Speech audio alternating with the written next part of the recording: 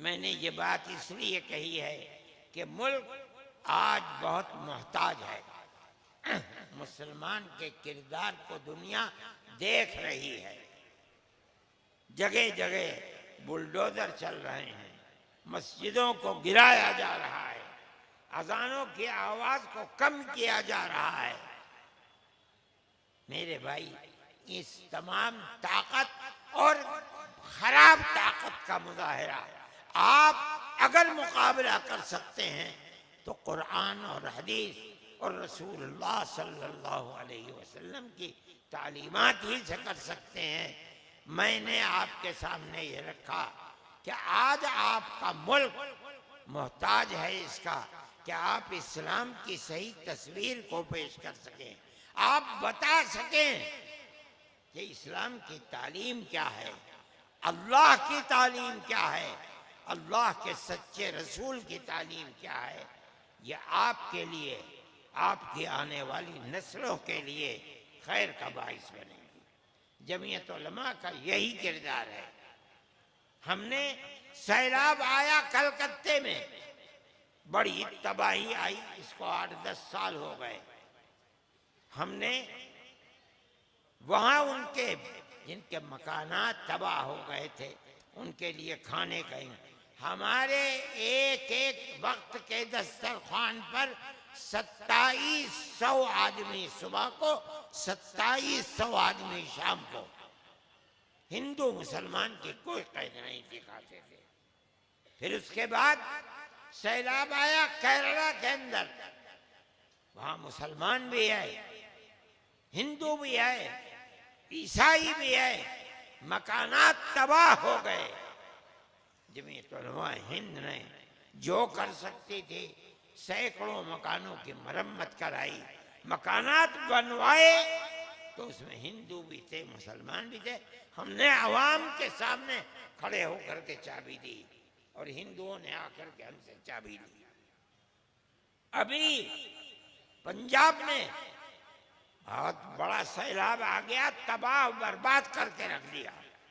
मुसलमान कम, सिख और हिंदू ज्यादा थे। अल्लाह इस उम्मत को सलाह व फलाह से नवाजे। मुसलमानों ने दिल खोल करके रख दिया। जमीयत उलमा की एक आवाज पर हजारों ट्रक माल भेज दिया और इस तरह भेजा कि दुनिया दंग रह गई कि क्या मामला है। और करोड़ों रुपया हमारे पास आया और हम दे रहे हैं उसको ऐसे लोगों को, चाहे वो हिंदू हैं चाहे मुसलमान, जिनका मकान खत्म हो गया और जमीन भी उनकी अपनी नहीं थी। जिनकी जमीन है गवर्नमेंट उनको दे रही है, उन्होंने वादा कर लिया। जिन लोगों का कोई सहारा नहीं है, जमीयत उलमा हिंद उनके लिए सहारा बनेगी। मेरे भाई, ये मुसलमान का किरदार है। मैंने आपके सामने पेश किया इसीलिए कि आप अपने अंदर इस्लाम की इन तालीमात को, अपनी जिंदगी को रचाएं, दुनिया के सामने पेश कीजिए। जिस नफरत को अरबाबे इख्तिदार पेश कर रहे हैं, उस आग को नफरत की बुझाना आपके इस मजहबी किरदार ही से हो सकता है। और इसी तरह ये मुल्क अपनी पुरानी तारीख को दोहरा सकता है, जिसमें सारी दुनिया के अंदर हिंदू और मुसलमान भाई भाई की तरह रहते थे।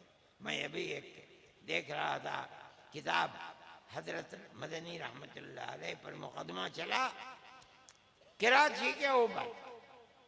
हजरत ने बगैर किसी वकील के खुद जवाबात दिए और ये कहा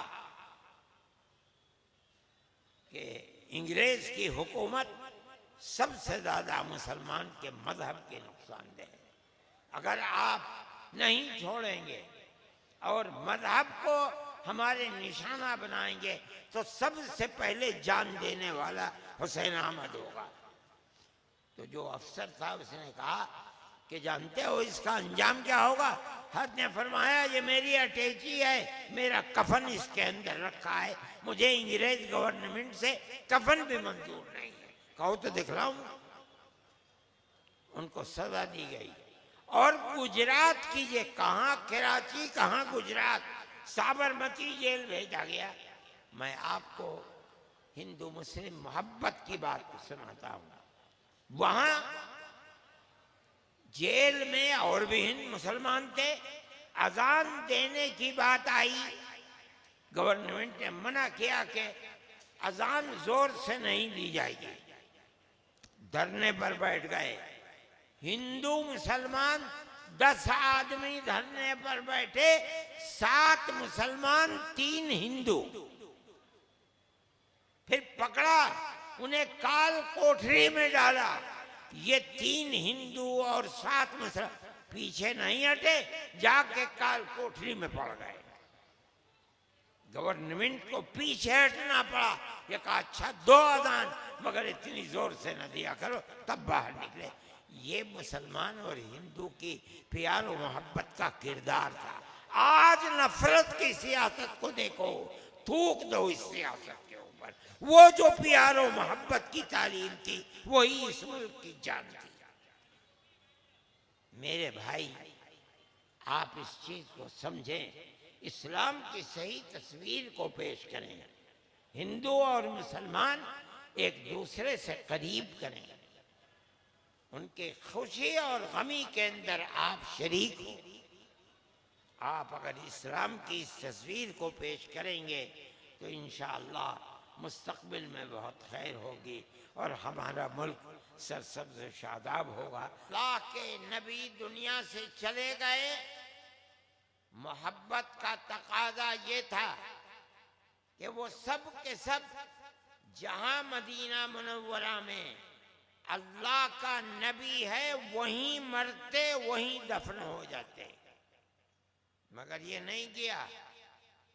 आपकी अमानत दीन और शरीयत इस्लाम जो अल्लाह के नबी ने सहाबा को दी थी, सहाबा उस दीन को और उस अमानत को लेकर दुनिया के सामने पहुंचाने के लिए निकल पड़े। पहाड़ों में, जंगलों में, और खुदा ने ऐसी उनको कबूलियत अता फरमाई थी कि एक एक आदमी पर पूरी पूरी कौम, पूरा पूरा मुल्क ईमान ले आया। दीन वही है जो अल्लाह के नबी ने दिया और सहाबा ने लिया। कुरान वही है जो अल्लाह के नबी ने दिया, सहाबा ने लिया। उसके अलावा कोई और चीज दीन नहीं है। सहाबा किराम रिज़वानुल्लाहि अलैहिम अजमईन को जो इल्म नबूवत मिला था, वो ये मिला था कि आखिरी नबी हजरत मोहम्मद सल्लल्लाहु अलैहि वसल्लम है। अब कयामत तक उनके बाद कोई नबी पैदा नहीं होगा।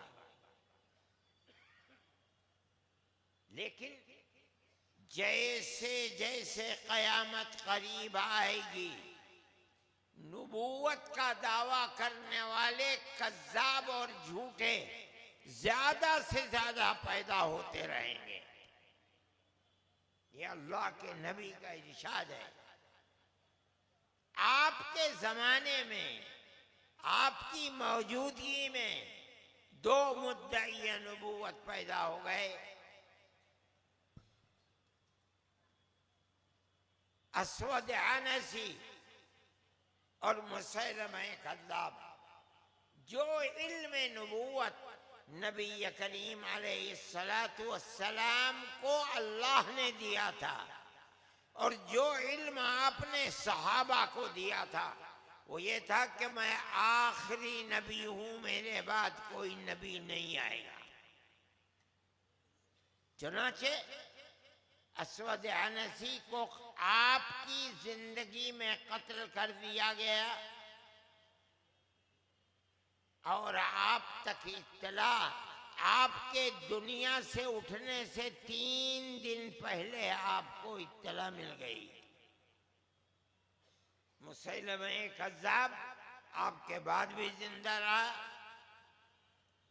हजरत अबू बकर सिद्दीक रज़ी अल्लाह ताला अन्हु, जिनका दौर खिलाफत बस 2 साल और कुछ महीने हैं, उनकी तलवार मयान से बाहर निकली और असवद अनसी को खत्म कर दिया गया। क्यों? जो नबूवत का इल्म इनको मिला था वो ये था कि इनके बाद कोई नबी नहीं है। ये नबी करीम अलैहिस्सलातु वस्सलाम का दिया हुआ इल्म है। जो आदमी नबूवत का दावा कयामत तक करेगा कि मैं नबी बनाकर भेजा गया हूं, मैं मां के पेट से पैदा हुआ हूं, वो झूठा है, झूठा है, झूठा है। वो नबी नहीं हो सकता। नबी करीम अलैहिस्सलातु वस्सलाम का ये इल्म है। हम जब कहते हैं ला इलाहा इल्लल्लाह मुहम्मदुन रसूलुल्लाह, तो इसका मतलब क्या होता है? अल्लाह के सिवा कोई अल्लाह नहीं है। हजरत मोहम्मद सल्लल्लाहु अलैहि वसल्लम अल्लाह के सच्चे रसूल हैं। ये मतलब होता है। क्या मतलब? जो कुछ उन्होंने फरमाया वो हक है। उन्होंने ये फरमाया कि कुरान अल्लाह की किताब है। सारी उम्मत कहती है कि कुरान अल्लाह की किताब है। हमने नहीं देखा, लेकिन अल्लाह के नबी ने फरमाया, इसलिए आमन्ना व सद्दक़ना। सारे दीन का मदार इसी के ऊपर है। आपने फरमाया अना खातिमुन नबिय्यीन ला नबिय्य बादी, मैं सिलसिले अंबिया जो हजरत आदम से शुरू हुआ, मैं उस सिलसिले को खत्म करने वाला हूं। मेरे बाद कोई नबी नहीं है। ला नबिय्य बादी। हमारा ईमान है, आपने जो फरमाया वो हक है। चाहे हिंदुस्तान में मुसलमान बसता है या दुनिया के किसी खित्ते अर्ज़ में बसता है, मुसलमान का अकीदा यही है, ला नबिय्य बादी। हजरत मोहम्मद सल्लल्लाहु अलैहि वसल्लम के बाद कोई नबी नहीं है। आपने सुना होगा, समझा होगा कि आज कोई मरता है या पहले मरा है अल्लाह की नबूवत, अल्लाह के नबी हजरत मोहम्मद सल्लल्लाहु अलैहि वसल्लम के बाद